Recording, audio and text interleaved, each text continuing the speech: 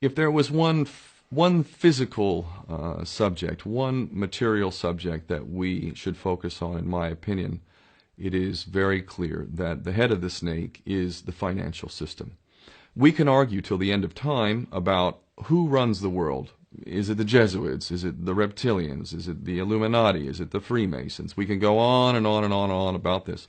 But I don't think it is reasonable to even begin arguing about the mechanism that is used to exert this control. The mechanism is finance. The whole point of finance is to indebt, otherwise to enslave. What is a mortgage?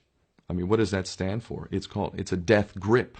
So when you get a mortgage, you have a death grip held over you because you are in debt. You don't even own the house. The bank owns the house that loans you the money to buy the house, unless you're fortunate enough to have all the money to buy it outright. And even then, you can be taxed by the government, and if you fail to keep up with those taxes, the government can then take it from you. The whole system is based on a financial fraud, which effectively takes the power that we have, and it gives it to a tiny group of individuals who are running the world through the control of finance.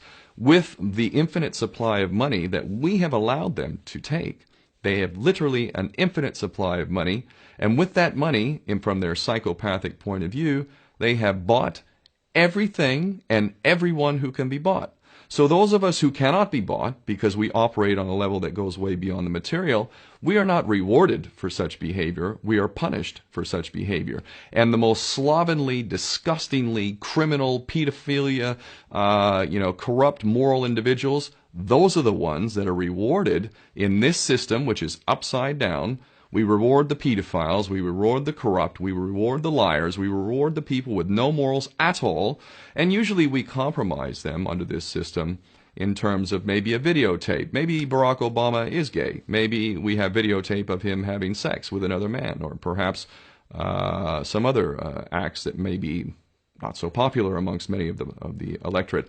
Or maybe we have videos of political leaders having sex with little boys or little girls. If I was in charge of the world and I was a psychopath and completely drunk on my own power, you can bet damn sure that's what I would do.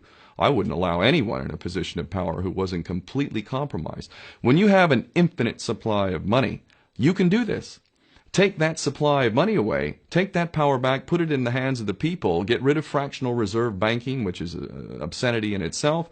Listen to the lessons of Jesus Christ. If you're a Christian who got really pissed off when he went to the temple and he saw what the money changers were doing, let's take back control of the issuance of money, and not just on a national level. I'm happy to see in Denmark that you have your own currency, you don't have the euro, but on every country's level, they should be issuing their own currency in a transparent, non-usury based way in which it really, truly benefits the people. And in that way, we can literally free ourselves of the banking debt which is drowning us all, and we can stop scrambling for the crumbs from the table of these filthy rich psychopaths and live in a state of abundance just by changing this one thing. And I'm not just talking about abundance for Western nations who have an artificially inflated value with their currencies. We all in the West are guilty of having that reward while the rest of the world is sucking on it.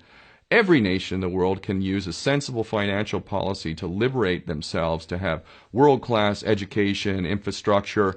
Everything that a healthy society would require can be had in the worst, most corrupt African country, in any part of the world. We can all have that if we simply change that one thing. John F. Kennedy did that about 6 months before he was taken out. He issued United States notes as opposed to Federal Reserve notes.